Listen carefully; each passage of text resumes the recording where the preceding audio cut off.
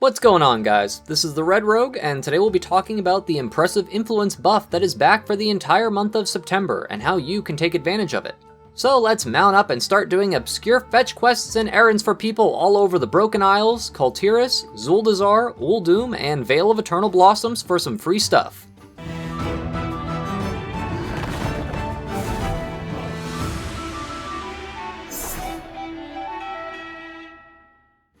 The Impressive Influence buff was something introduced back in April of this year to help people along with both Legion and most of the Battle for Azeroth factions. I say most because the original version of this buff did not apply to the Rajani or Uldum Accord reputations.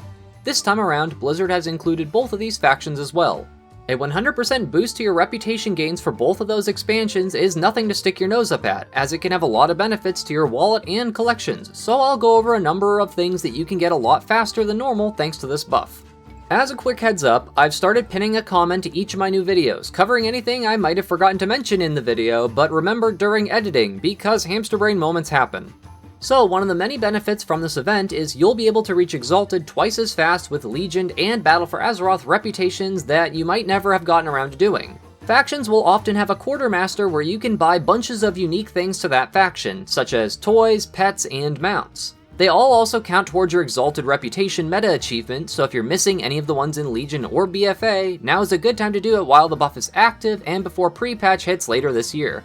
As a gambling man, I'm gonna bet that pre-patch will be at the end of September, but we'll have to wait and see on that one.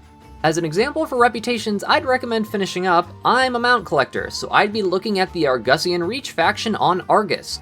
Of all the factions affected by this 100% bonus to reputation, this faction in particular offers 6 mounts for sale once you're exalted, which is an insane boost to your mount collection if that's something you're into. They're honestly also pretty cool looking and kinda remind me of Talbucks from Warlords of Draenor or Burning Crusade if you're into space horses.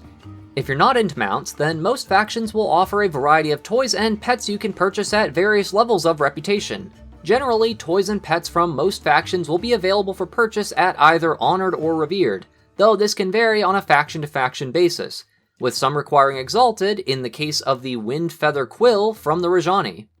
Even if you're not into mounts, pets, or toys, there's another good reason to consider doing some of these world quests and emissaries again. Gold. The thing that makes the World of Warcraft go round. Gold. Battle for Azeroth emissaries will sometimes have gold as the reward for doing 4 world quests, and even if not, they give a lot of reputation, which will allow you to get Paragon caches faster. Paragon caches are only able to be earned if you're already exalted with that faction, but every 10,000 reputation you earn for that faction will result in a nice little loot box, generally consisting of around 4,000-ish gold and a few hundred war resources. On top of that, this is often the source of some unique collectible items, such as exclusive toys or mounts for that faction. Or, for the really big completionists out there, a lot of the rank 4 Azerite essences are a random drop from Paragon caches.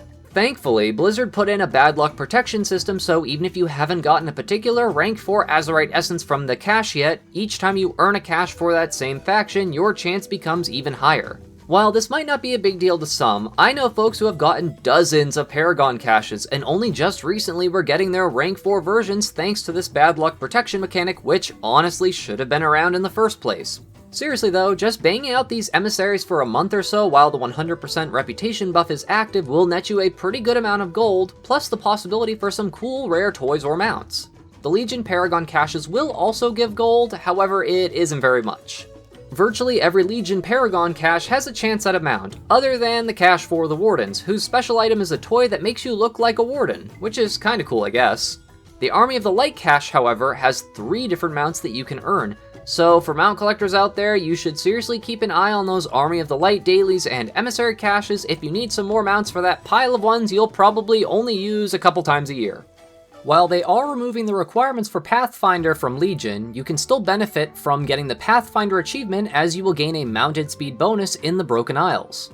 Pathfinder will still be required for Battle for Azeroth, so it's a good idea if you haven't gotten it yet to get that taken care of. That and you get a cool mechanical parrot mount, the Wonderwing 2.0, as an added reward, so that's pretty cool.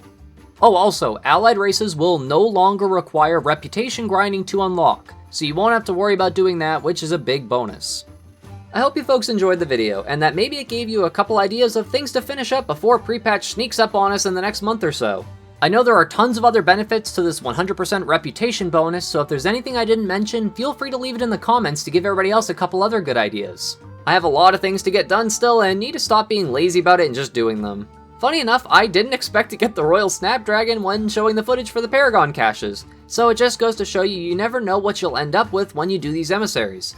If you liked the video and you're new to my side of the YouTube algorithm, I'd like to welcome you to check out the rest of the channel. I do new uploads every weekday on a variety of WoW-oriented things, with a pretty healthy amount of rogue-specific stuff as well. Thank you all so much for watching. This is the Red Rogue, and I'll see you guys around.